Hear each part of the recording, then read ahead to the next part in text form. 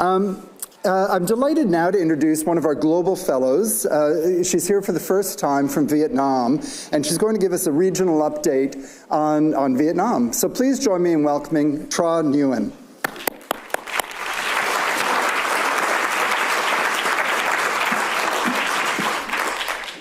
Hi. My name is Cha Nguyễn. Cha like tea, and Nguyễn like the other 40 million Vietnamese people around. My pleasure to give you an update on the performance landscape in Vietnam. For us, performance theater has always been a common place to gather, to see again, and to celebrate the values that deep down we all know we need.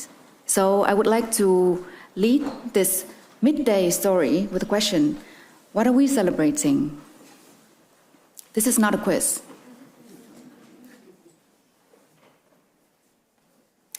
On the national level, it is unity. In 1975, a war ended. Some called it the American-Vietnamese War to emphasize foreign involvement. Some called it the Vietnamese War because it was us who fought against ourselves. As the war ended in 1975, the country reunited. So in 2025, the government put together their trademark birthday celebration, the national celebration of the reunification. Ooh, marches, yes, of course. For this celebration, it happened in both major cities. People would flock to the street. Some would camp overnight to get a glimpse of the parade. This is preceded by two blockbuster movies, both on the theme of fighting and camaraderie, one produced by the military and the other by the police force. Great, eh? They are the highest grossing movies of 2025 in Vietnam, altogether producing over $40 million. I know, you might think, $40 million, what is that? Let me give you a frame of reference. A bánh mì, you know bánh mì, no? Yes, thank you. The baguette-based sandwich with heavenly filling, right? That the French only wish that they really left us with. That cost about $2, the Pro Max version. Full topping, drinks included. A legit meal by itself. So these two movies equal over 20 million meals. That's a bang for the nation, no? All of that for us to look forward to more planes flying over us and the real military marching in the city. But as you think of a theater work, a good theater work, as something having really good timing, quality orchestration, and an expectation that is fully met, this national birthday is as grand as it gets. Kudos to them. So when the country celebrates unity, reunification, we, the people, celebrate being together, bumping into each other without traffic jam.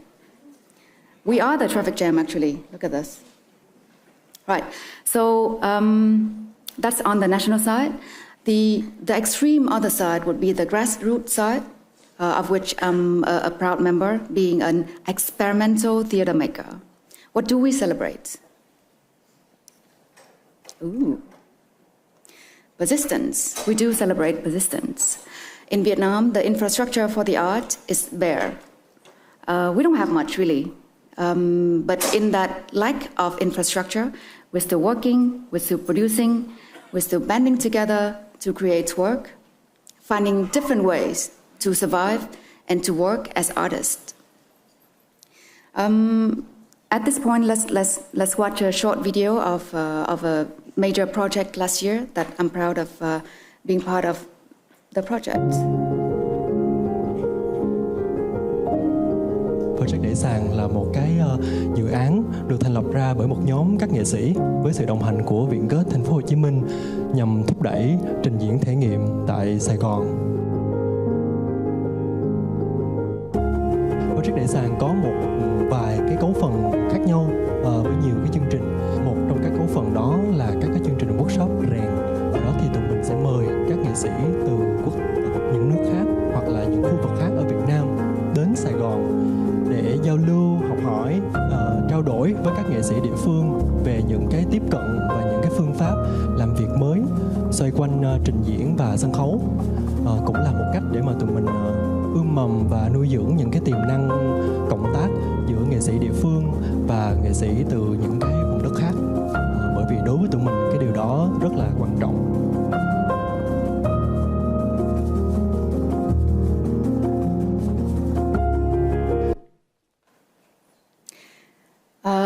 Right. I was gonna say we didn't have firework, but we have English subtitle, but that's apparent, no? The scene is very much like a bánh mì, really, with one side being the national scale thing and the other side being the grassroots thing. And here are what's in between. Activity-wise, different activities happen on different levels. For example, we have still the Experimental Theatre Festival. On the national scale, when they were doing that, I was busy running that alternative education program, right? New theaters are still being built, Grand Theatre right in the capital, when artists still search for places to rehearse and to rest. Historically, our traditional forms of theatre are musically inclined. We have tuồng, chèo, and cải lương here, and along with the French comes spoken theatre. These are still being staged in designated theatres in the country, teaching the audience the Confucian values that we like to think about. In the contemporary, the body is put in the center of the inquiry with a lot more hybridity, where discipline becomes the mode of research rather than the wall that separates different practices. Artists band together for this question of what the body can and is doing now in this moment. Well, sometimes we get together and we go into that terracotta vase, yeah, for some reason. Only sometimes, though. Only sometimes. Oh wow, okay. Maybe to end. Yes. I would like to go back to the question of celebration with a personal note.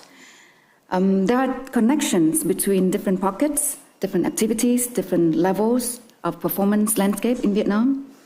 For example, as an independent theater maker, I appeared on national TV the other day with a very established artist when they want to talk about voices of creativity.